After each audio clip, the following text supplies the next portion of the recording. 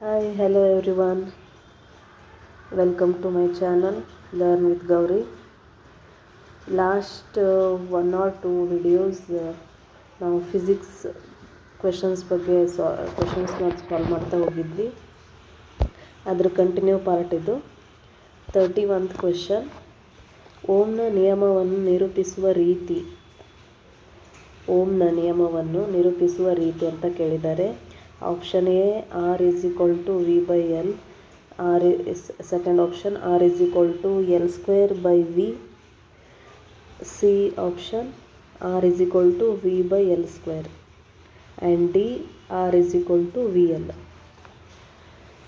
So ಇಲ್ಲಿ ಓಮ್ನ ನಿಯಮವನ್ನು ಯಾವ ಥರ ನಿರೂಪಿಸ್ತೀವಿ ಅಂತ ಕೇಳಿದ್ದಾರೆ. ಹಾಗಾಗಿ ವಿದ್ಯುತ್ ಪ್ರವಾಹ ಅಂದರೆ ಐ ಅಂತ ತಗೋಬೇಕು ನಾವು. ವಿದ್ಯುತ್ ಪ್ರವಾಹ ಅಂದರೆ ಐ ಅಂತ ತಗೋಬೇಕು. ಅದರ ತುದಿಗಳ ನಡುವಿನ ವಿಭವಾಂತರಕ್ಕೆ ನಾವು ವಿ ಅಂತ ತಗೊತೀವಿ. ಇವು ಎರಡು ತುದಿಗೆ ವಿ ಅಂತ ತಗೊತೀವಿ ನಾವು. ಎರಡು ತುದಿಗಳ ನಡುವಿನ ವಿಭವಾಂತರಕ್ಕೆ ವಿ ಅಂತ ತಗೊತೀವಿ. ಆಮೇಲೆ ನೆಕ್ಸ್ಟು ಆ ವಿಭವಾಂತರಕ್ಕೆ ನೇರ ಅನುಪಾತದಲ್ಲಿರುತ್ತವೆ ಅಂತ ಹೇಳಿದ್ದಾರೆ. ಅಂದರೆ ವಿದ್ಯುತ್ ಪ್ರವಾಹ ಐ ಅದರ ತುದಿಗಳ ನಡುವಿನ ವಿಭವಾಂತರಕ್ಕೆ ಅಂದರೆ ವಿ ನೇರ ಅನುಪಾತದಲ್ಲಿರುತ್ತವೆ ಅಂತ ಹೇಳಿದ್ದಾರೆ. ಸೊ ಇದನ್ನು ನಾವು ರೋಧಕ್ಕೆ ಈಗ V is equal to I into R ಅಂತ ಬರುತ್ತೆ, ಹೌದಾ? ಸೊ ಇದನ್ನು ನಾವು ರೋಧಕ್ಕೆ ಅಂದರೆ ಆರ್ಗೆ ಕನ್ವರ್ಟ್ ಮಾಡಿದ್ರೆ, ಪರಿವರ್ತಿಸಿದಾಗ ಏನಾಗುತ್ತೆ ಅಂದರೆ ವಿ ಬೈ ಐ ಆಗುತ್ತೆ. ಆ ಆನ್ಸರ್ ಎಲ್ಲಿದೆ ನೋಡಿ. ಆ ಆನ್ಸರು ಫಸ್ಟ್ ಆಪ್ಷನ್ನಲ್ಲಿದೆ. ಇದು ಐ, ನಾನು ಬೈ ಮಿಸ್ಸಾಗಿ ಎಲ್ ಅಂತ ಓದಿದೆ. ಇವೆಲ್ಲ ಆಪ್ಷನಲ್ಲಿ ಐ ಅಂತಲೇ ನಾವು ಕನ್ಸಿಡರ್ ಮಾಡಬೇಕು. So the answer is first option, that is R is equal to V by I. R is equal to V by I. ಅರ್ಥ ಆಯ್ತಾ? So next question, 32nd question. ಈ ಕೆಳಗಿನದರಲ್ಲಿ ಯಾವುದು ಅಯಸ್ಕಾಂತದ ಗುಣಲಕ್ಷಣವಾಗಿರುತ್ತದೆ ಅಂತ ಕೇಳಿದ್ದಾರೆ. ಆಪ್ಷನ್ಸ್ ನೋಡ್ತಾ ಹೋಗೋಣ. ಅಯಸ್ಕಾಂತದಲ್ಲಿ ಎರಡು ಧ್ರುವಗಳಿರುತ್ತವೆ. ಆಪ್ಷನ್ ಬಿ, ಕಾಂತೀಯ ರೇಖೆಗಳು ಪರಸ್ಪರ ಛೇದಿಸುತ್ತವೆ. ಆಪ್ಷನ್ ಸಿ, ಸ್ವತಂತ್ರವಾಗಿ ತೂಗುಬಿಟ್ಟ ಅಯಸ್ಕಾಂತವು ಉತ್ತರ ದಕ್ಷಿಣವಾಗಿ ನಿರೂಪಿಸುವುದಿಲ್ಲ ಅಂತ ಹೇಳಿದ್ದಾರೆ. ಅಯಸ್ಕಾಂತವು ಮರದ ಚೂರನ್ನು ಆಕರ್ಷಿಸುತ್ತದೆ ಅಂತ ಹೇಳಿದ್ದಾರೆ. ಈ 4 ಆಪ್ಷನ್ಸ್ಗಳಲ್ಲಿ ಅಯಸ್ಕಾಂತದ ಗುಣ ಯಾವುದು ಅಂತ ಕೇಳಿದ್ದಾರೆ. ಯಾವುದು ಗುಣ ಅಲ್ಲ ಅಂತ ಕೇಳಿಲ್ಲ, ಯಾವುದು ಅದರ ಗುಣ, ಅಯಸ್ಕಾಂತದ ಗುಣಲಕ್ಷಣ ಅಂತ ಕೇಳಿದ್ದಾರೆ. ಸೊ ನೋಡಿ, ಆಬ್ವಿಯಸ್ಲಿ ಸೆಕೆಂಡ್ ಆಪ್ಷನ್ ಬರಲ್ಲ, ಯಾಕಂದರೆ ಕಾಂತೀಯ ಬಲರೇಖೆಗಳು ಎಂದಿಗೂ ಪರಸ್ಪರ ಛೇದಿಸುವುದಿಲ್ಲ, ಹೌದಾ? ನೆಕ್ಸ್ಟು ಆಪ್ಷನ್ ಸಿ ನೋಡಿ, ಅದು ಕೂಡ ಬರಲ್ಲ. ಸ್ವತಂತ್ರವಾಗಿ ತೂಗುಬಿಟ್ಟ ಅಯಸ್ಕಾಂತವು ಉತ್ತರ ದಕ್ಷಿಣವಾಗಿ ನಿರೂಪಿಸುವುದಿಲ್ಲ ಅಂತ ಹೇಳಿದ್ದಾರೆ. ಅದು ತಪ್ಪು, ಯಾಕಂದರೆ ಮುಕ್ತವಾಗಿ ತೂಗುಬಿಟ್ಟ ಅಯಸ್ಕಾಂತವು ಯಾವಾಗಲೂ ಉತ್ತರ ದಕ್ಷಿಣ ದಿಕ್ಕಿನಲ್ಲಿಯೇ ನಿಲ್ಲುತ್ತವೆ. ಅದು ನಮಗೆ ಗೊತ್ತಿರೋ ವಿಷಯ. ಡಿ ಆಪ್ಷನ್ನು ತಪ್ಪು, ಯಾಕಂದರೆ ಅಯಸ್ಕಾಂತವು ಕಬ್ಬಿಣ ಮತ್ತು ನಿಕ್ಕಲ್ನಂತಹ ಕಾಂತೀಯ ವಸ್ತುಗಳನ್ನು ಆಕರ್ಷಿಸುತ್ತವೆ. ಅದರ ಬದಲಾಗಿ ಮರಗಳ ಚೂರುಗಳನ್ನು ಅದು ಆಕರ್ಷಿಸುವುದಿಲ್ಲ ಅಂತ ಅರ್ಥ. ಸೊ ಹಾಗಾಗಿ ಡಿ ಆಪ್ಷನ್ನು ತಪ್ಪು. First A option is correct. ಅಯಸ್ಕಾಂತದಲ್ಲಿ ಎರಡು ಧ್ರುವಗಳಿರುತ್ತವೆ, ಯಾಕಂದರೆ ಒಂದು ಉತ್ತರ, ಇನ್ನೊಂದು ದಕ್ಷಿಣ ಧ್ರುವ. N S, north south poles ಅಂತ ಕರಿತೀವಿ. ಪ್ರತಿಯೊಂದು ಅಯಸ್ಕಾಂತಕ್ಕೂ ಉತ್ತರ ಮತ್ತು ದಕ್ಷಿಣ ಧ್ರುವ ಇದ್ದೇ ಇರುತ್ತವೆ. ಧ್ರುವ ಬೇರ್ಪಡಿಸುವುದು ಸಾಧ್ಯವೇ ಇಲ್ಲ. ಅದು ಯಾವುದು ಅಂದರೆ ಉತ್ತರ ಮತ್ತು ದಕ್ಷಿಣ ಧ್ರುವ ಅವು ಇರ್ತವಲ್ಲ, ಆ ಧ್ರುವಗಳು ಬೇರ್ಪಡಿಸೋಕ್ಕೆ ಸಾಧ್ಯನೇ ಇಲ್ಲ ಅಂತ ಹೇಳಬಹುದು. So option A is the correct answer. Next ಕ್ವೆಶನ್ಗೆ ಹೋಗೋಣ. 33ನೇ ಕ್ವೆಶನ್ನು, ಮೊಟ್ಟ ಮೊದಲನೇ ಜಲವಿದ್ಯುತ್ ಶಕ್ತಿ ಸ್ಥಾವರವನ್ನು ಎಲ್ಲಿ ಸ್ಥಾಪಿಸಲಾಯಿತು ಅಂತ ಕೇಳಿದ್ದಾರೆ.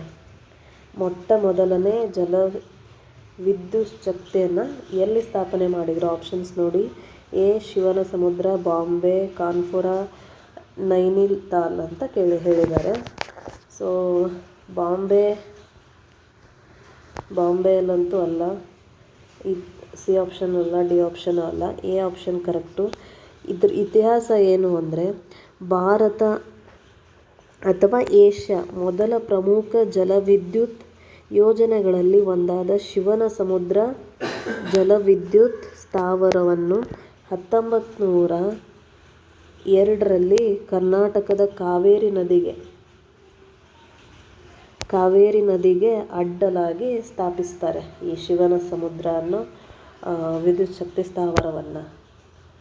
ಇಷ್ಟು ಈ ಶಿವನ ಸಮುದ್ರ ಮಾಹಿತಿ. ನೆಕ್ಸ್ಟ್ ಕ್ವೆಶನ್ನಿಗೆ ಹೋಗೋಣ. 34ನೇ ಕ್ವೆಶನ್. 60 ವ್ಯಾಟ್ 220 ವೋಲ್ಟ್ ಎಂದು ನಮೂದಿಸಿರುವ ಬಲ್ಬಿನ ಮೂಲಕ ಹರಿಯುವ ವಿದ್ಯುತ್ ಪ್ರವಾಹ ಏನು ಅಂತ ಕೇಳಿದ್ದಾರೆ. ಆಪ್ಷನ್ಸ್ ನೋಡಿ: 3.7 ಆಂಪೇರ್, 0.273 ಆಂಪೇರ್, 1.92 ಆಂಪೇರ್, 2.73 ಆಂಪೇರ್ ಅಂತ ಹೇಳಿದ್ದಾರೆ. ಸೊ ಇಲ್ಲಿ ವಿದ್ಯುತ್ ಪ್ರವಾಹದ ವಿದ್ಯುತ್ ಪ್ರವಾಹವನ್ನು ಕಂಡುಹಿಡಿಯಕ್ಕೆ ಹೇಳಿದ್ದಾರೆ. ಆ್ಯಕ್ಚುಲಿ ನಾವು ಅದನ್ನು ವಿದ್ಯುತ್ ಸಾಮರ್ಥ್ಯದ ಸೂತ್ರವನ್ನು ಹಾಕಿಕೊಳ್ಬೇಕಾಗುತ್ತೆ. ಸಾಮರ್ಥ್ಯ P ಎಷ್ಟು ಕೊಟ್ಟಿದ್ದಾರೆ? 60 ವ್ಯಾಟ್ ಕೊಟ್ಟಿದ್ದಾರೆ. ಆಮೇಲೆ ವಿಭವಾಂತರ ಅಂದರೆ 220 ವೋಲ್ಟ್, V 220 ವೋಲ್ಟ್ ಅಂತ ಕೊಟ್ಟಿದ್ದಾರೆ.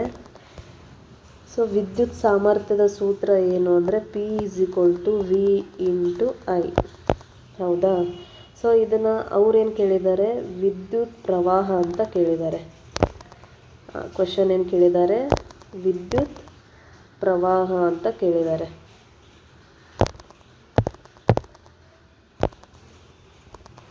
ಸೊ ವಿದ್ಯುತ್ ಪ್ರವಾಹ ಅಂದರೆ I P/V. ಇದನ್ನೇ ಈ P V × I ಐತಲ್ಲ, ಅದನ್ನು ನಾವು ವಿದ್ಯುತ್ ಪ್ರವಾಹಕ್ಕೆ ಕನ್ವರ್ಟ್ ಮಾಡಿದಾಗ P/V ಅಂತ ಬರುತ್ತೆ. ಸೊ 60 ಅಂದರೆ P ಮತ್ತು V ಅಂದರೆ 220. ನಮಗೆ ಆನ್ಸರ್ ಏನು ಬರುತ್ತೆ? I 0 ಕ್ಯಾನ್ಸಲ್ ಆದರೆ 6/22 ಬರುತ್ತೆ. So approximately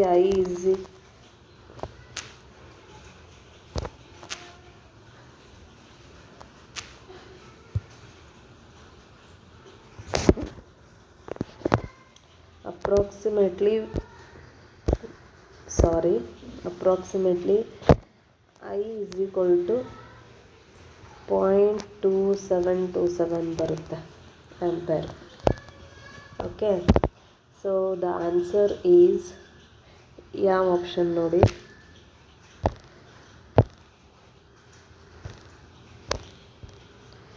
so the option is B. Next question, 35th question. Silicon ಎಂಬ ಅರೆವಾಹಕದ ಉಷ್ಣತೆ ಹೆಚ್ಚಿಸಿದಾಗ ಅದರ ವಿದ್ಯುತ್ ವಾಹಕ ಶಕ್ತಿ ಏನಾಗುತ್ತೆ ಅಂತ ಕೇಳಿದ್ದಾರೆ.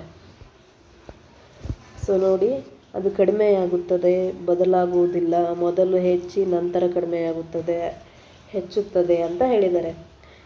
ಏನು ಇದು? ಸಿಲಿಕಾನ್ ಎಂಬ ಅರೆವಾಹಕದ ಉಷ್ಣತೆ ಹೆಚ್ಚಿಸಿದಾಗ ಅದರ ವಿದ್ಯುತ್ ವಾಹಕ ಶಕ್ತಿ ಏನಾಗುತ್ತೆ ಅಂದರೆ,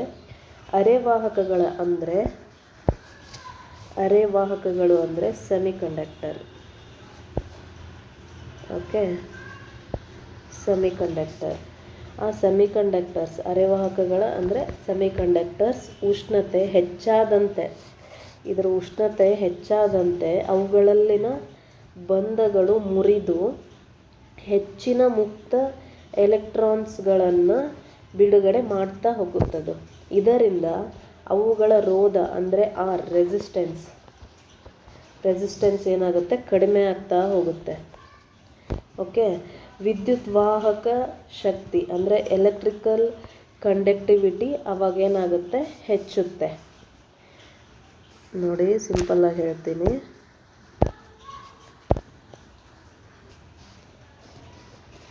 ಸೆಮಿಕಂಡಕ್ಟರ್ದು ಉಷ್ಣತೆ ಹೆಚ್ಚಾದಂತೆ ಅವುಗಳಲ್ಲಿನ ಬಂಧಗಳು ಮುರಿದು ಹೆಚ್ಚಿನ ಮುಕ್ತ ಎಲೆಕ್ಟ್ರಾನ್ಸ್ನ ಅವು ಬಿಡುಗಡೆ ಮಾಡ್ತವೆ.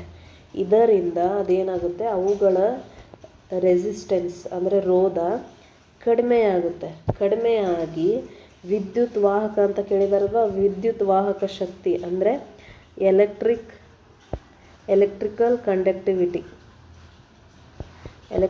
ಕಂಡಕ್ಟಿವಿಟಿ ಏನಾಗುತ್ತೆ ಅಂದರೆ ಹೆಚ್ಚಿಗೆ ಆಗುತ್ತೆ ಅಂತ ಹೇಳಿದ್ದಾರೆ. ಅರ್ಥ ಆಯ್ತಾ? So answer is D. Next ಕ್ವೆಶನಿಗೆ ಹೋಗೋಣ. 36 ಕ್ವೆಶನ್. ಈ ಮುಂದಿನ ಹೇಳಿಕೆಗಳನ್ನು ಗಮನಿಸಿ. ಫಸ್ಟ್ ಏನಿದೆ ಹೇಳಿಕೆ, ಭೂಮಿಯ ಭೌಗೋಳಿಕ ಅಕ್ಷಕ್ಕೆ ಹೋಲಿಸಿದರೆ ಕಾಂತಕ್ಷೇತ್ರದ ಅಕ್ಷವು 23.5 ಡಿಗ್ರಿಗಳಷ್ಟು ವಾಲಿಕೊಂಡಿದೆ ಅಂತ ಹೇಳಿದ್ದಾರೆ. ಎರಡನೇ ಹೇಳಿಕೆ, ಉತ್ತರ ಗೋಳಾರ್ಧದಲ್ಲಿ ಭೂಮಿಯ ಕಾಂತಧ್ರುವವು ಉತ್ತರ ಕೆನಡಾದಲ್ಲಿನ ಪರ್ಯಾಯ ದ್ವೀಪದಲ್ಲಿದೆ ಅಂತ ಹೇಳಿದ್ದಾರೆ. ಮೂರನೇದು ಆಪ್ಷನ್ನು ಏನು ಹೇಳಿಕೆ ಅಂದರೆ, ಭೂಮಿಯ ಕಾಂತ ಭೂಮಧ್ಯ ರೇಖೆಯು ದಕ್ಷಿಣ ಭಾರತದಲ್ಲಿನ ತುಂಬಾ ಮೂಲಕ ಹಾದು ಹೋಗುತ್ತದೆ ಅಂತ ಹೇಳಿದ್ದಾರೆ. ಈ ಹೇಳಿಕೆಗಳಲ್ಲಿ ಯಾವುದು ಸರಿ ಅಂತ ಕ್ವೆಶನ್ನು. ಆಪ್ಷನ್ನು 1, 2, 3 3 ಕರೆಕ್ಟಾ, ಅಥವಾ 2 and 3 ಕರೆಕ್ಟಾ, ಬರೀ 2 ಅಷ್ಟೇ ಕರೆಕ್ಟಾ, ಅಥವಾ 3ನೇದಷ್ಟೇ ಕರೆಕ್ಟಾ ಅಂತ ಕ್ವೆಶನ್ನು. ನೋಡಿ, ನೀವು ಹೇಳಿಕೆಗಳನ್ನು ಇನ್ನೊಂದು ಸರಿ ನೀಟಾಗಿ ಓದ್ಕೊಳ್ಳಿ.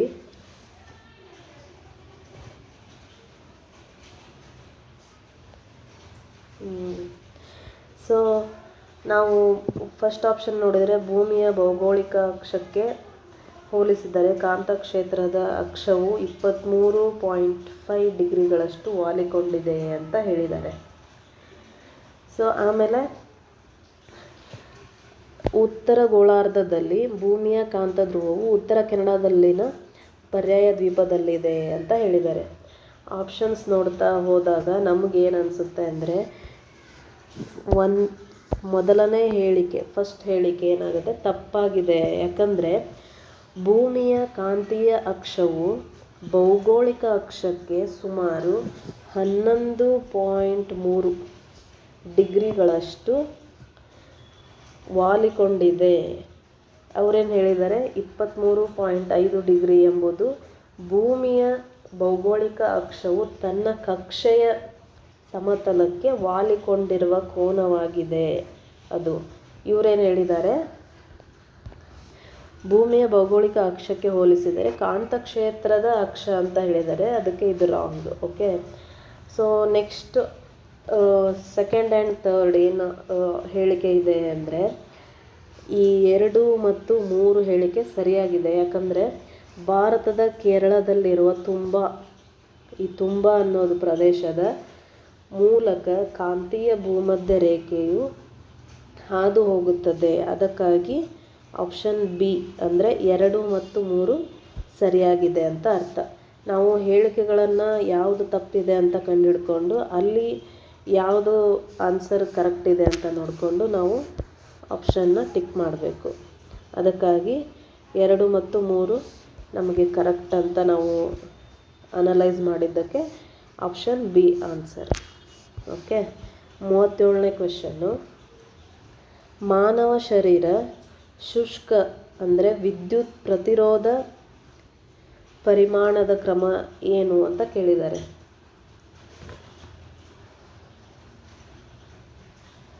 ಸೊ ನೋಡಿ, 37ನೇ ಕ್ವೆಶನ್ನು ಆಪ್ಷನ್ಸ್ ನೋಡ್ತಾ ಹೋಗಿ. 10⁻²⁴ ohm, 10⁻⁴ ohm, 10⁻⁶ ohm and 10⁸ ohm. So ಒಣಗಿದ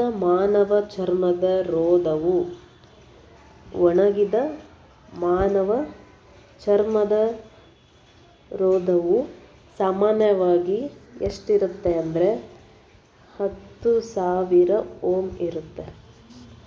ಅಂದರೆ 10⁻⁴ ಓಮ್ ಇರುತ್ತೆ. 10⁻⁴ ಓಮ್ನಿಂದ 10⁻⁵ ಓಮ್ವರೆಗೂ ಇರುತ್ತೆ.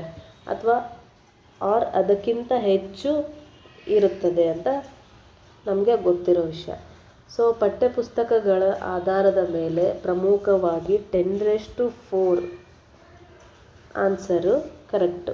ಯಾಕಂದರೆ ಸ್ಟಾರ್ಟಿಂಗ್ ನಮ್ಮದು ಮಾನವನ ಚರ್ಮದ ಸಾಮಾನ್ಯವಾಗಿ ಎಷ್ಟಿರುತ್ತೆ ಅಂದರೆ 10⁴ ಇರುತ್ತೆ. ಅದಕ್ಕೋಸ್ಕರ 10⁴ ಎಲ್ಲಿದೆ, ಆಪ್ಷನ್ ಬಿ ಯಲ್ಲಿದೆ. ಅದಕ್ಕೋಸ್ಕರ option B is the correct answer. Next 38 question. ಈ ಕೆಳಗಿನ ಯಾವುದು ವಿದ್ಯುತ್ ಅವಾಹಕ ಅಂತ ಕೇಳಿದ್ದಾರೆ. ಓಕೆ, ಅರೆವಾಹಕ ಅಲ್ಲ, ಅವಾಹಕ. ಆಪ್ಷನ್ಸ್ ನೋಡಿ: ಅಲ್ಯೂಮಿನಿಯಂ, ತಾಮ್ರ, ಕಬ್ಬಿಣ, ಇಂಗಾಲ. ಸೊ ಇಲ್ಲಿ aluminium,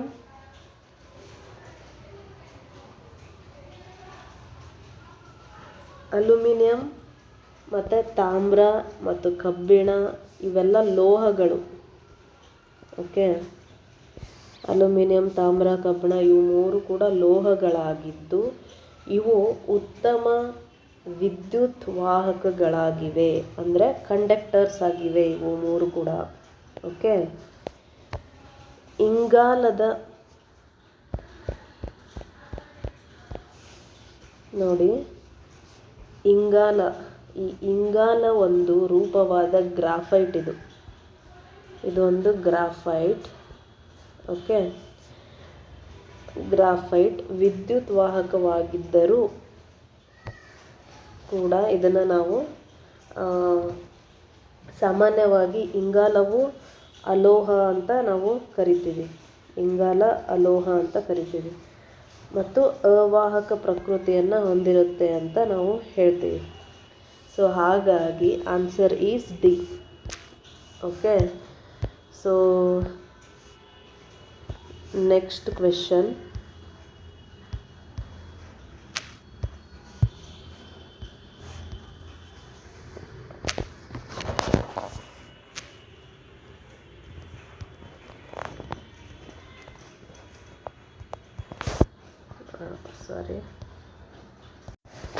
next question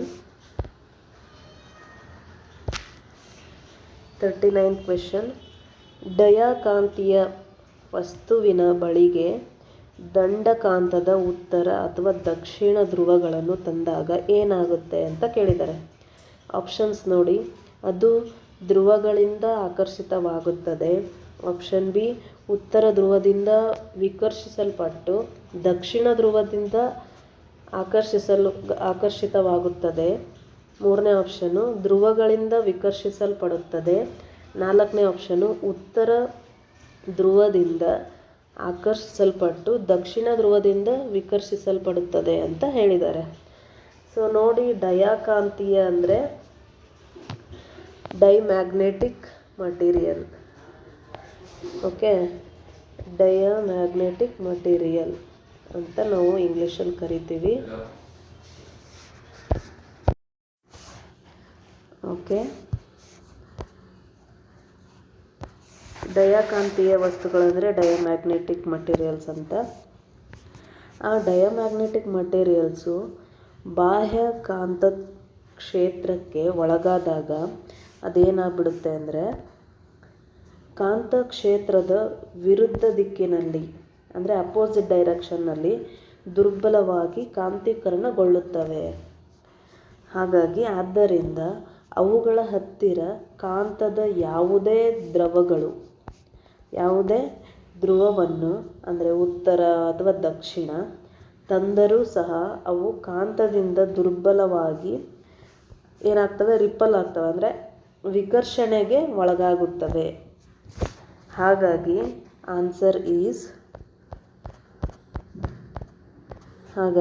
answer ಧ್ರುವಗಳಿಂದ ವಿಕರ್ಷಿಸಲ್ಪಡುತ್ತವೆ, C option. Okay, ಅರ್ಥ ಆಯ್ತಲ್ವಾ?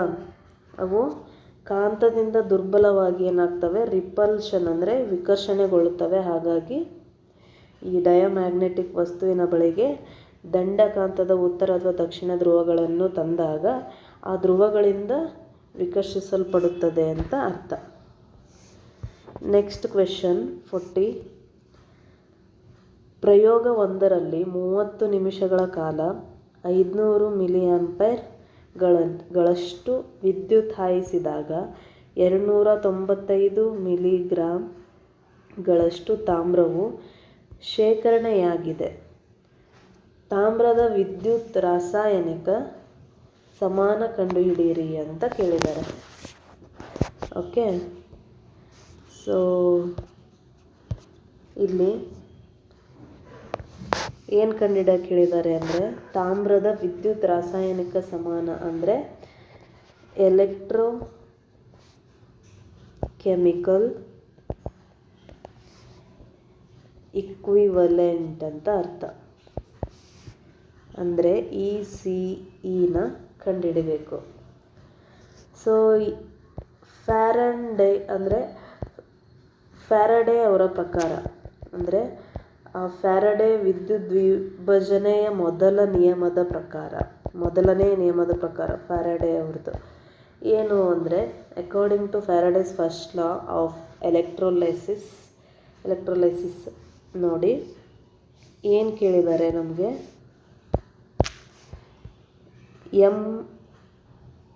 ಬಿಡುಗಡೆಯಾದ ದ್ರವ್ಯರಾಶಿ ಅಂದರೆ 295. ಓಕೆ, ನೆಕ್ಸ್ಟು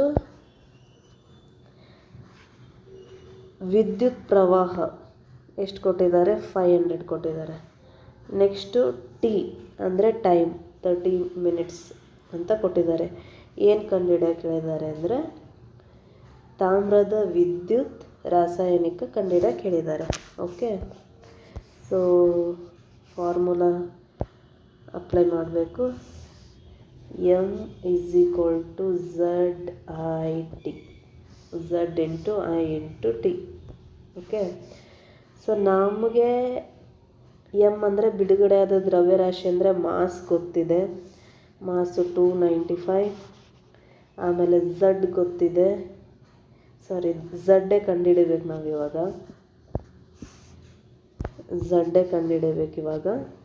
ಓಕೆ, I ಬಂದ್ಬಿಟ್ಟು ಕರೆಂಟು 500 ಕೊಟ್ಟಿದ್ದಾರೆ ಆ್ಯಂಡ್ ಟಿ 30 ಮಿನಿಟ್ಸ್ ಅಂತ ಕೊಟ್ಟಿದ್ದಾರೆ. ಓಕೆ, ಸೊ ಫಾರ್ಮುಲಾ ಅಲ್ಟರ್ ಮಾಡಬೇಕು. ಏನು ಅಂದರೆ Z is equal to M/I into T. Okay, so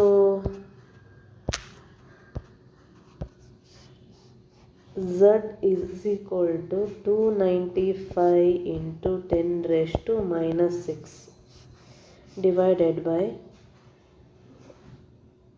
ಅದು ಎಷ್ಟು 500 ಮಿಲಿ ಆಂಪೇರ್ ಕೊಟ್ಟಿದ್ದಾರೆ. ಅದನ್ನು ನಾವು 0.5 ಅಂತಲೂ ಬರ್ಕೋಬೋದು. ಇಂಟು 60 ಇಂಟು ಎಷ್ಟು ನಿಮಿಷ, 30 ನಿಮಿಷ ಅಂತ ಕೊಟ್ಟಿದ್ದಾರೆ. ಹಾಗೆ 1800 ಬರ್ಕೋಬೇಕು. ಕ್ಯಾಲ್ಕುಲೇಟ್ ಮಾಡಿದಾಗ ನಮಗೆ 1800 ಇಂಟು 0.5 ಈಸ್ ಈಕ್ವಲ್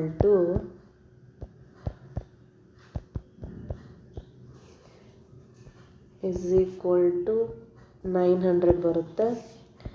ಸೊ ಹಾಗಾಗಿ Z is equal to approximately 3.327 into 10⁻⁻6 kg/coulombs ಅಂತ ಬರುತ್ತೆ.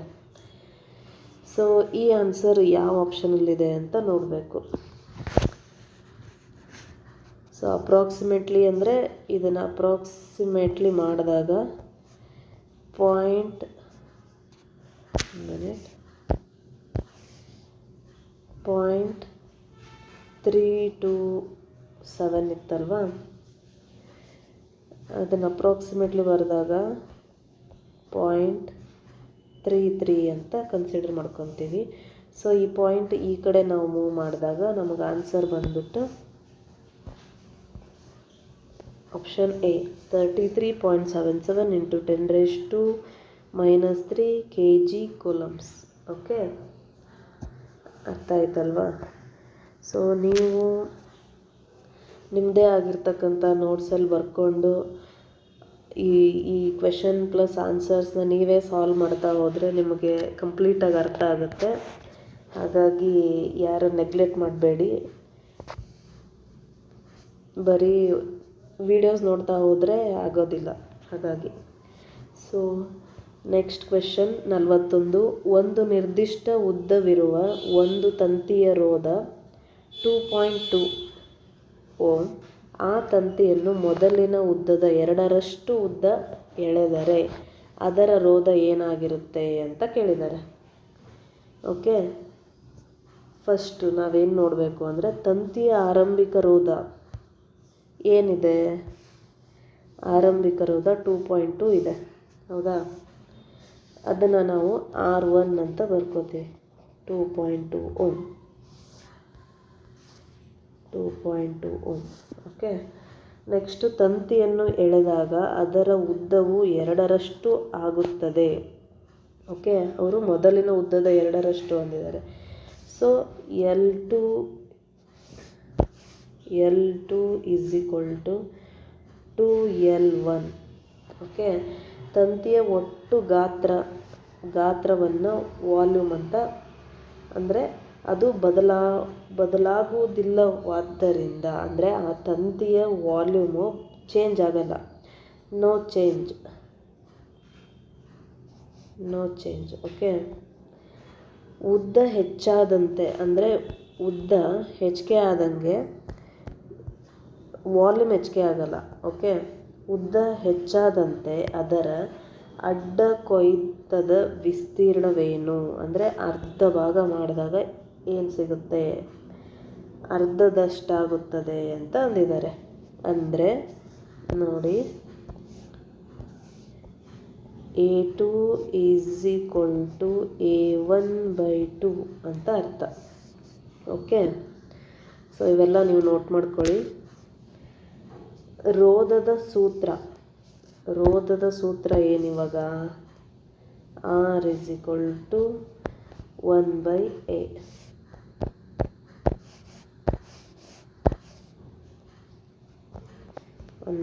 ಓಕೆ, ಅವ್ರೇನು ಕೇಳಿದ್ದಾರೆ, ಉದ್ದ ಎಳೆದರೆ ಅದರ ರೋಧ ಏನು ಅಂತ ಕೇಳಿದ್ದಾರೆ. ಸೊ ಹೊಸ ರೋಧ ಅಂದರೆ R1 ಆಲ್ರೆಡಿ ನಾವು ತೊಗೊಂಡಿದ್ದೀವಿ, R2. Okay, L2 divided by A2. Okay, so ಇದನ್ನೆಲ್ಲ ಮಾಡಿಫೈ ಮಾಡಿ ನಾವು ಬರೆದ್ರೆ R2 is equal to 2L1, ಅಂದರೆ L2 is equal to 2L1 ಅಂತ ಕನ್ಸಿಡರ್ ಮಾಡ್ಕೊಂಡಿದ್ದೀವಿ. A2 ಅಂದರೆ A1/2 ಅಂತ ಅರ್ಥ. ಇದು ಮೇಲೆ ಹೋದರೆ 4 ಇಂಟು L1/A1 ಆಗುತ್ತೆ. ದಟ್ ಮೀನ್ಸ್ 4 ಇಂಟು ಇದಿಷ್ಟು ಅಂದರೆ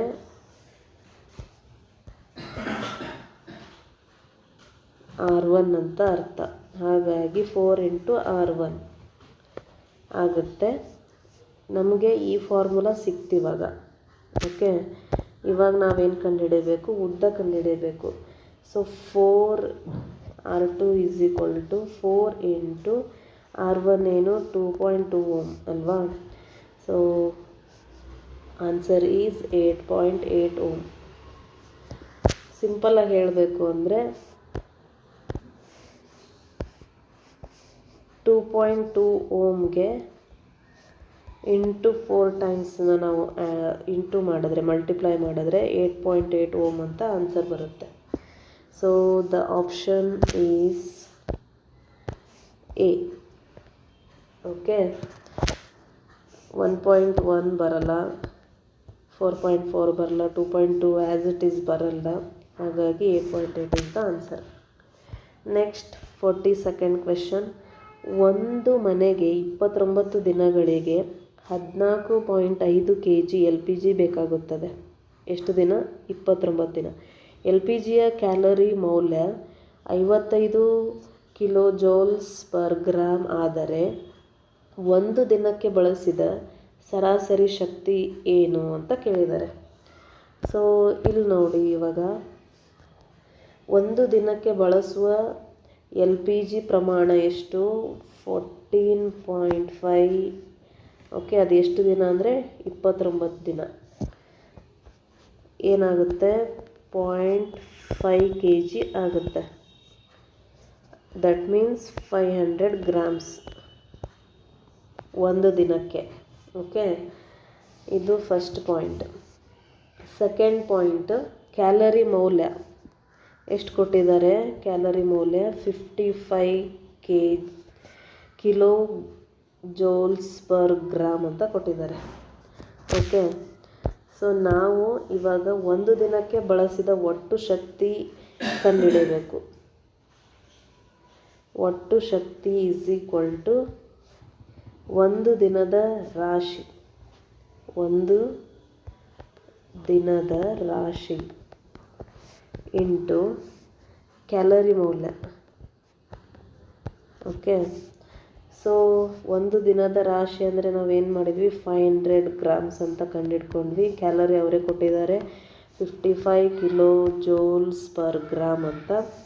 ಸೊ ಹಾಗಾಗಿ ದ ಆನ್ಸರ್ ಈಸ್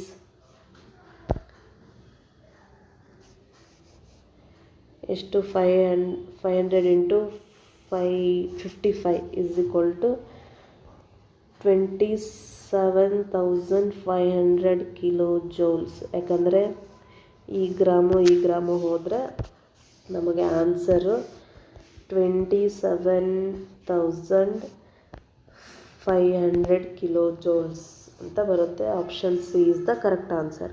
ಫಸ್ಟು ನಾವು ಒಂದು ದಿನಕ್ಕೆ ಎಷ್ಟಾಗುತ್ತೆ ಅಂತ ನೋಡಿಕೊಂಡು ಆಮೇಲೆ ಅದನ್ನು ನಾವು ಕ್ಯಾಲರಿ ಮೌಲ್ಯಕ್ಕೆ ಗುಣಾಕಾರ ಮಾಡಿದಾಗ ನಮಗೆ ಆನ್ಸರ್ ಸಿಕ್ಬಿಡುತ್ತೆ. Okay, 43, question number 43.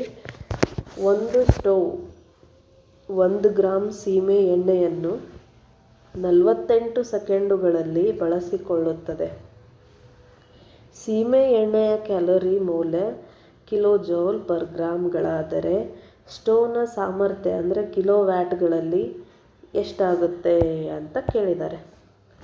ಸೀಮೆ ಎಣ್ಣೆಯ ಪ್ರಮಾಣಿತ ಕ್ಯಾಲರಿ ಮೌಲ್ಯ ಸುಮಾರು 48 ಕಿಲೋ ಜೌಲ್ ಪರ್ ಗ್ರಾಮ್ ಅಂತ ಹೇಳಿದ್ದಾರೆ. ಹೌದಾ?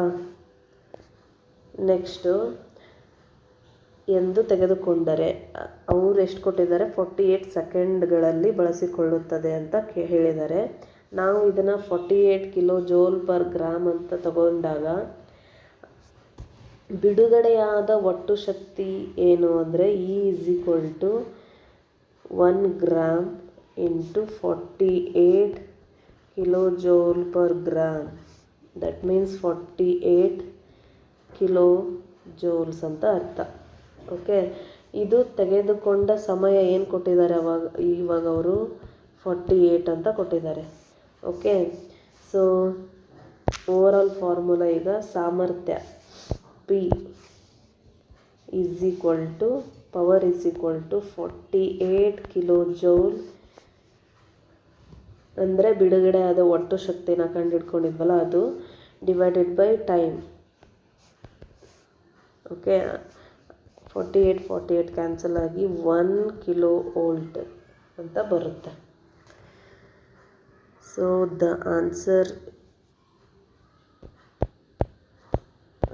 Answer is 1 kilo watt. 1 kilo watt ಯಾವ ಆಪ್ಷನಲ್ಲಿದೆ? 1 kilo watt C.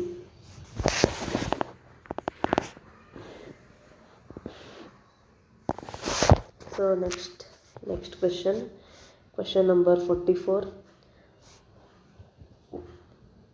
1 kilo watt ಸಾಮರ್ಥ್ಯದ ವಿದ್ಯುತ್ ಹೀಟರನ್ನು ಪ್ರತಿದಿನ 2 ಗಂಟೆಗಳ ಕಾಲ ಬಳಸಲಾಗುತ್ತದೆ. ಹಾಗಾದರೆ 10 ದಿನಗಳಲ್ಲಿ ಅದು ಬಳಸಿಕೊಂಡ ಶಕ್ತಿ ಏನು ಅಂತ ಕಂಡುಹಿಡಿಯ ಕೇಳಿದ್ದಾರೆ. ಸೊ ಹೀಟರ್ನ ಸಾಮರ್ಥ್ಯ ಏನು? P is equal to 1 kilo watt. Okay, ಒಟ್ಟು ಬಳಸಿದ ಸಮಯ ಏನು? T ಈಸ್ ಈಕ್ವಲ್ ಟು ಎಷ್ಟು ಕೊಟ್ಟಿದ್ದಾರೆ? 2 ಗಂಟೆ ಅಂತ ಕೊಟ್ಟಿದ್ದಾರೆ.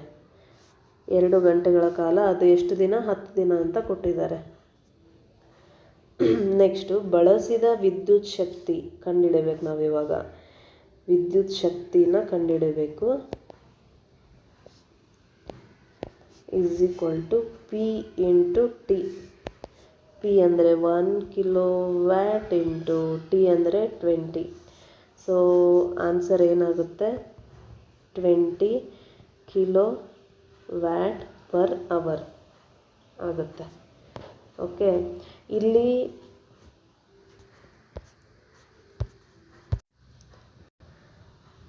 So the answer is 44th question answer is 20 kilowatt hour. Okay, 44th answer is option A, 20 kilowatt hour. Okay, formula ಹಾಕ್ಕೊಂಡು ಸಿಂಪ್ಲಿಫೈ ಮಾಡ್ತಾ ಹೋದರೆ ಆನ್ಸರ್ ಸಿಕ್ಬಿಡುತ್ತೆ. Question number 45.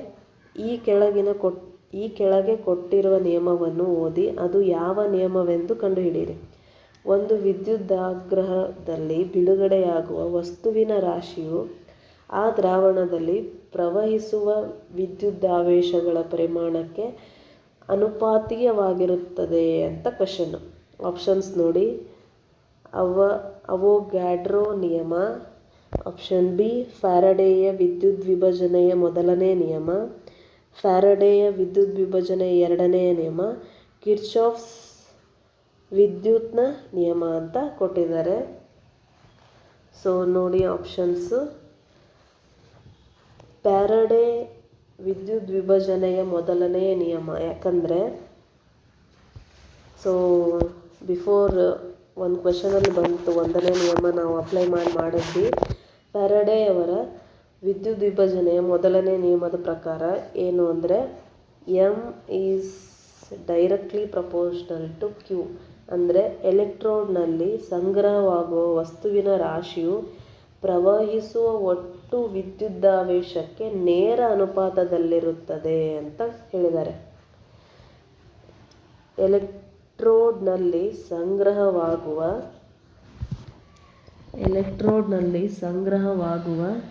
ವಸ್ತುವಿನ ರಾಶಿಯು, ಅಂದರೆ ಇಲ್ಲಿ ರಾಶಿ ಅಂದರೆ ಎಮ್ ಮಾಸ್, ಪ್ರವಹಿಸುವ ಒಟ್ಟು ವಿದ್ಯುದಾವೇಶಕ್ಕೆ ಏನಾಗಿರುತ್ತೆ? ಅನುಪಾತದಲ್ಲಿರುತ್ತದೆ. ಹಾಗಾಗಿ ಆಪ್ಷನ್ ಬಿ ಫ್ಯಾರಡೆಯವರ ವಿದ್ಯುದ್ವಿಭಜನೆಯ ಮೊದಲನೇ ನಿಯಮವನ್ನು ಇಲ್ಲಿ ನಾವು ಅಪ್ಲೈ ಮಾಡ್ತೀವಿ.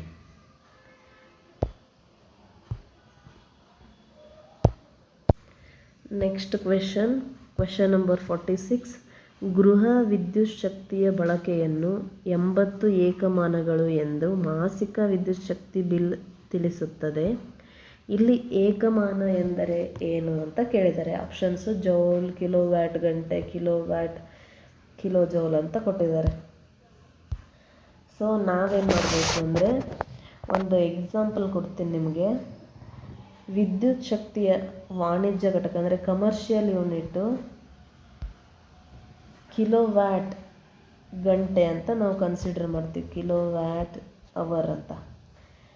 1 unit is equal to 1 kilowatt hour ಅಂತ. ಅಂದರೆ 1 ಕಿಲೋವ್ಯಾಟ್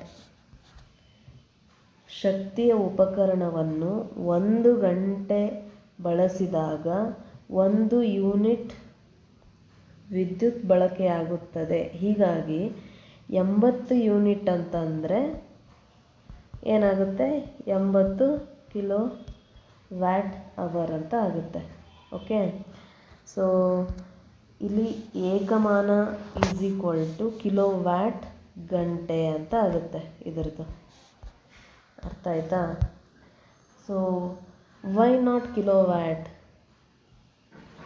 ಯಾಕೆ ಕಿಲೋವ್ಯಾಟ್ ಅಷ್ಟೇ ನಾವು ಆಪ್ಷನ್ ತಗೋಬಾರ್ದು ಅಂತಂದರೆ ನೋಡಿ, ಅದೇ ಹೇಳಿರೋದು ಇವಾಗ. ಕಿಲೋವ್ಯಾಟ್ ಆ್ಯಂಡ್ ಕಿಲೋವ್ಯಾಟ್ ಅವರ್ ಎರಡು ಬೇರೆ ಬೇರೆ ಪ್ರಮಾಣಗಳನ್ನು ಸೂಚಿಸ್ತವೆ. ಸೊ ಕಿಲೋವ್ಯಾಟ್ ಅಂದರೆ ಶಕ್ತಿ, ಅಂದರೆ ಪವರ್ ಘಟಕ. ಇದು ಕಿಲೋವ್ಯಾಟ್ ಅವರ್ ಅಂದರೆ ಶಕ್ತಿಯ ಉಪಯೋಗ, ಉಪಯೋಗ ಅಂದರೆ ಎನರ್ಜಿಯ ಘಟಕ ಇದು ಎನರ್ಜಿಯ ಘಟಕ, ಇದು ಪವರ್ನ ಘಟಕ. ಓಕೆ, ಹಾಗಾಗಿ ನೋಡಿ ಒಂದು ಎಕ್ಸಾಂಪಲ್ ಏನು ಅಂದರೆ 1000 watt is equal to 1 kilo watt. ಹೀಟರ್ನ ನಾವು ತೆಗೆದುಕೊಂಡ್ಬರ್ತೀವಿ ಮನೆಗೆ ಬಿಸಿನೀರು ಕಾಸೋಕ್ಕೆ ಅದಕ್ಕೆಲ್ಲ. ಸೊ ಅದು ಕಾರ್ಯನಿರ್ವಹಿಸುವ ಶಕ್ತಿ ಎಷ್ಟಪ್ಪ ಅಂದರೆ 1 ಕಿಲೋ ವ್ಯಾಟ್. ಅದನ್ನು ನಾವು 1 ಗಂಟೆ ಬಳಸಿದರೆ ಬಳಕೆಯಾದ ವಿದ್ಯುತ್ ಶಕ್ತಿ ಏನಾಗುತ್ತೆ ಅಂದರೆ 1 ಕಿಲೋ ವ್ಯಾಟ್ ಅವರ್ ಆಗುತ್ತೆ. ಅದು ಈಸ್ ಈಕ್ವಲ್ ಟು 1 ಯೂನಿಟ್ ಅಂತ ನಾವು ಕನ್ಸಿಡರ್ ಮಾಡ್ತೀವಿ. ಹಾಗಾಗಿ energy is equal to power into time ಅಂತ ಅರ್ಥ. ಅಂದರೆ 1 kilo watt hour is equal to 1 kilo watt into time ಅಂದರೆ ಅವರ್ ಅಂತ ಅರ್ಥ. ಹಾಗಾಗಿ ವಿದ್ಯುತ್ ಬಿಲ್ನಲ್ಲಿ ನಾವು ಎಷ್ಟು ಶಕ್ತಿ ಬಳಸಿದ್ದೇವೆ ಎಂಬುದಕ್ಕೆ ಹಣವನ್ನು ಕೊಡ್ತೇವೆ ಹೊರತು ಎಷ್ಟು ಪವರ್ನ ಉಪಕರಣ ಇದೆ ಎಂಬುದಕ್ಕೆ ಅಲ್ಲ. ಹಾಗಾಗಿ the answer is kilo watt ಗಂಟೆ ಅಂದರೆ ಕಿಲೋ ವ್ಯಾಟ್ ಅವರ್ ಅಂತ ಅರ್ಥ. Question number 47. 5 ಓಮ್ ರೋಧವುಳ್ಳ 5 ರೋಧಗಳನ್ನು ಸಮಾಂತರವಾಗಿ ಜೋಡಿಸಿದಾಗ ಅವುಗಳ ಒಟ್ಟು ರೋಧ ಏನಾಗುತ್ತೆ ಅಂತ ಕೇಳಿದ್ದಾರೆ. ಸೊ ಫಸ್ಟ್ ನಾವು ಡೈಗ್ರಾಮ್ ಹಾಕ್ಕೊಂಬಿಡೋಣ. 1 ಪಾಯಿಂಟ್ ಇದು. ಇಲ್ಲಿಂದ ಎಷ್ಟು 5 ಓಮ್ ರೋಧವುಳ್ಳ 5 ರೋಧಗಳನ್ನು ಸಮಾಂತರವಾಗಿ ಜೋಡಿಸಿದಾರಂತೆ. 1ನೇ ರೋಧ, 2ನೇ ರೋಧ, 3ನೇ ರೋಧ, 4ನೇ ರೋಧ, 5ನೇ ರೋಧ, 5 ಕೇಳಿದ್ದಾರೆ. ಹಾಗಾಗಿ ಇವೆಲ್ಲ ಒಂದಕ್ಕೊಂದು ಸಮಾಂತರವಾಗಿರ್ತವೆ.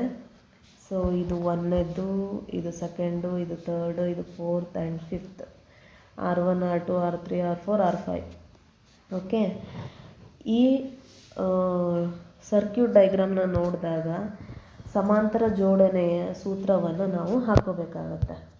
ಹಾಗಾಗಿ ಏನು ಮಾಡಬೇಕು, 1/Rp is equal to 1/R1 plus 1/R2 plus 1/R3 plus 1/R4 plus 1/R5. ಅಷ್ಟನ್ನು R1 ಟು R5ವರೆಗೂ ನಾವು ಸಮ್ ಆ್ಯಡ್ ಮಾಡ್ತಾ ಹೋದಾಗ ಏನಾಗುತ್ತೆ ಅಂದರೆ 1/5 ಪ್ಲಸ್ 1/5 ನಿಮಿಷ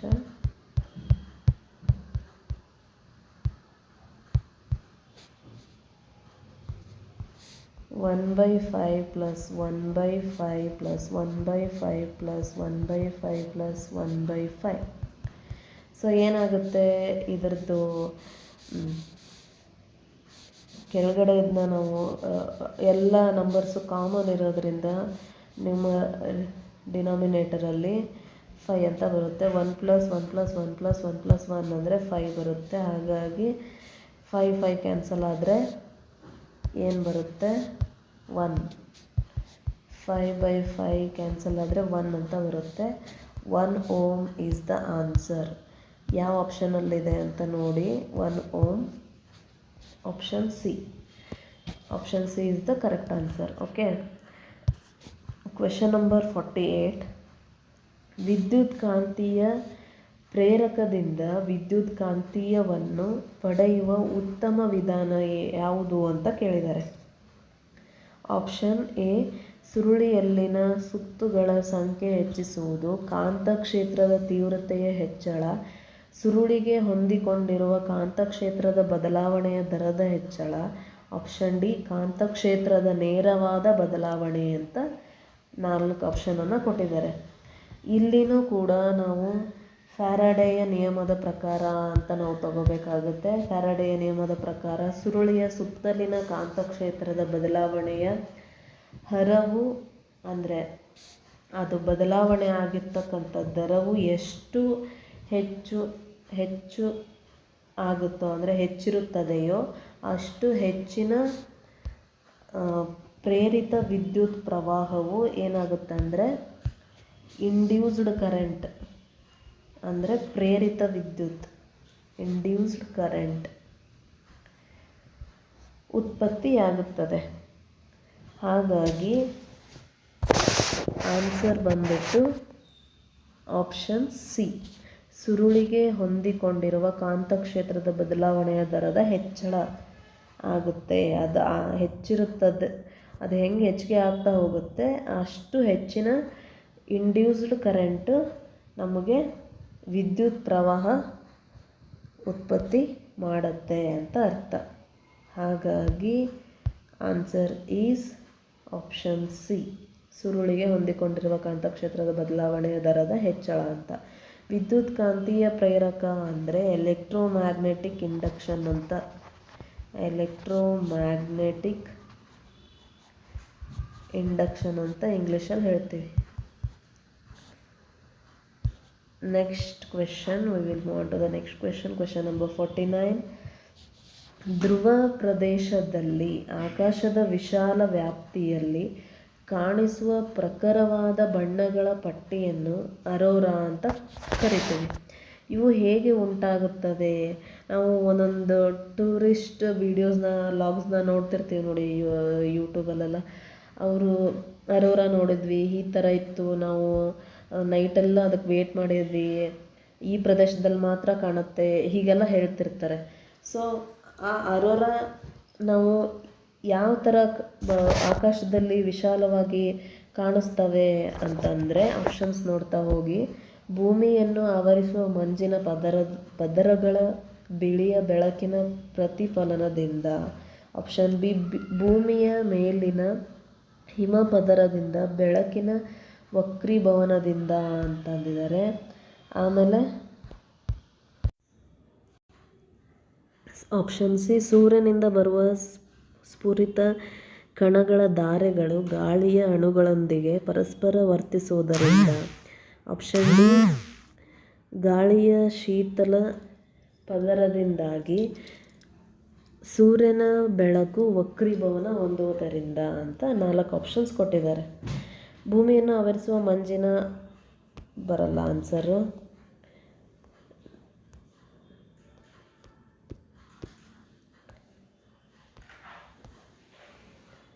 ಆಪ್ಷನ್ ಬಿ, ಭೂಮಿಯ ಮೇಲಿನ ಹಿಮ ಪದರದಿಂದ, ಅದು ಕೂಡ ತಪ್ಪು. ಗಾಳಿಯ ಶೀತಲ ಪದರದಿಂದ ಸೂರ್ಯನ ಬೆಳಕು ವಕ್ರೀಭವನವಾಗೋದು, ಅದು ಕೂಡ ತಪ್ಪು. ಆನ್ಸರ್ ಈ, ಸೂರ್ಯನಿಂದ ಬರುವ ಸ್ಫುರಿತ ಕಣಗಳ ಧಾರೆಗಳು ಗಾಳಿಯ ಅಣುಗಳೊಂದಿಗೆ ಪರಸ್ಪರ ವರ್ತಿಸುವುದರಿಂದ ಅಂತ. ಯಾಕಂದರೆ ನೋಡಿ ಎಕ್ಸ್ಪ್ಲನೇಷನ್ನು, ಸೂರ್ಯನಿಂದ ಬಿಡುಗಡೆಯಾಗುವ ವಿದ್ಯುದಾವಿಷ್ಟ ಕಣಗಳು ಅಂದರೆ ಚಾರ್ಜ್ಡ್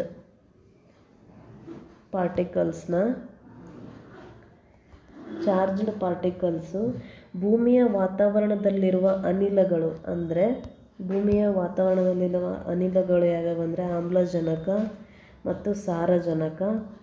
ಇವೆರಡೂ ಅನಿಲಗಳ ಅಣುಗಳೊಂದಿಗೆ ಘರ್ಷಣೆ ಹೊಂದಿದಾಗ ಈ ಸುಂದರವಾದ ಬೆಳಕಿನ ಸೃಷ್ಟಿಯಾಗುತ್ತದೆ ಅಂತ ಅರ್ಥ.